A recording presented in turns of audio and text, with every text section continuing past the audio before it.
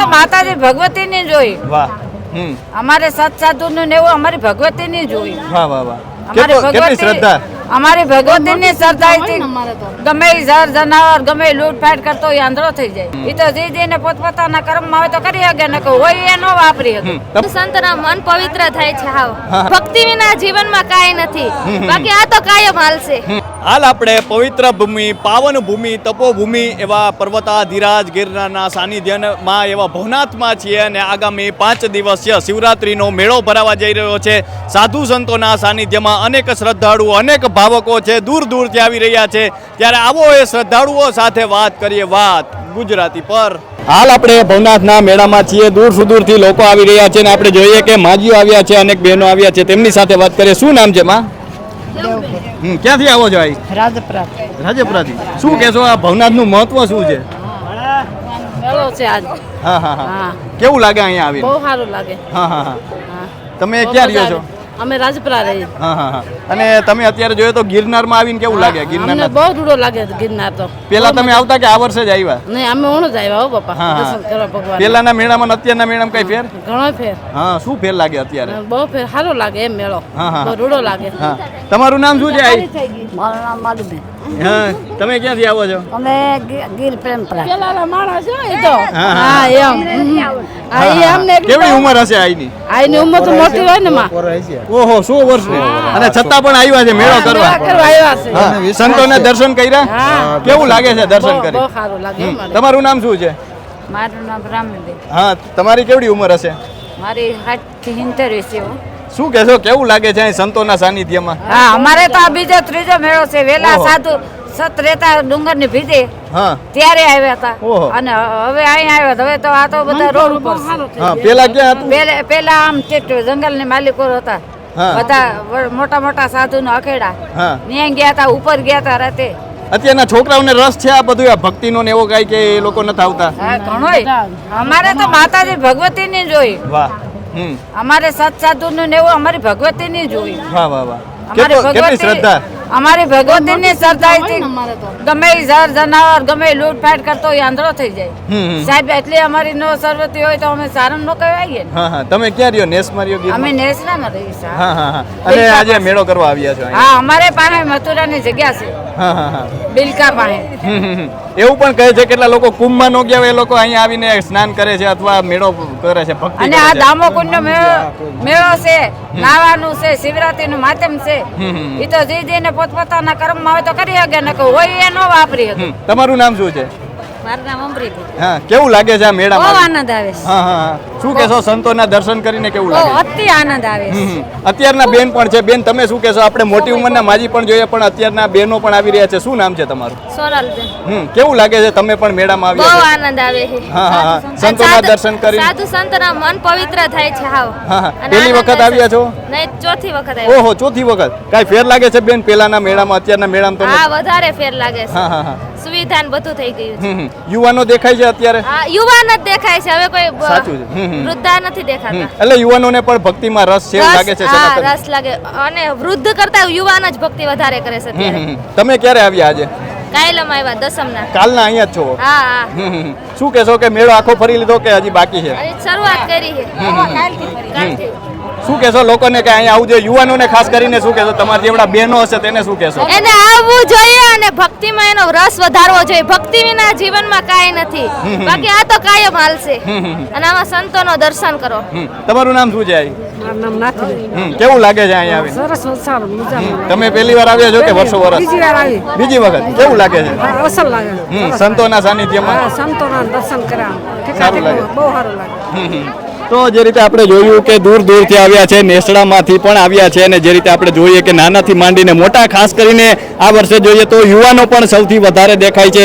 અને જે રીતે ભજન, ભોજન અને ભક્તિનો ત્રિવેણી સંગમ રચાતો હોય છે, અને જે આ ભવનાથના મેળાનું મહત્વ છે, પર્વતાધિરાજ ગિરનારના સાનિધ્યમાં મેળાઓ ભરાતો હોય છે, સંતોના સાનિધ્યમાં લોકો આવતા હોય છે, સત્સંગ કરતા હોય છે, તેમની સાથે તેમના દર્શન કરીને કહી શકાય કે પાવનની અનુભૂતિ કરતા હોય છે. અને હાલ કહી શકાય કે દૂર સુદૂરથી જે તમામ લોકો છે, સનાતન ધર્મીય છે તેમનું કેન્દ્ર અત્યારે ભવનાથમાં જોવા મળી રહ્યું છે.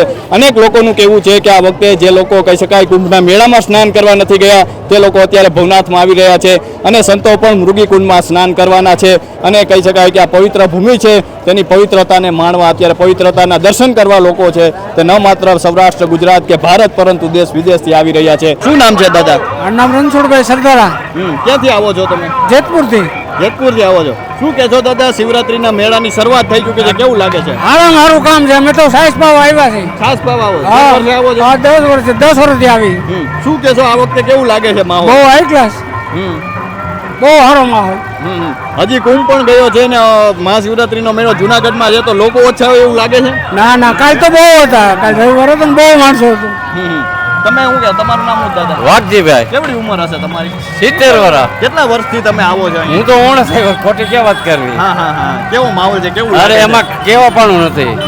क्या नाम है बापू सबसे पहला? बद्रीगिरी। क्या कहेंगे बापू, शिवरात्रि में दूर दूर से लोग यहाँ आते हैं, क्या महात्म्य है शिवरात्रि का?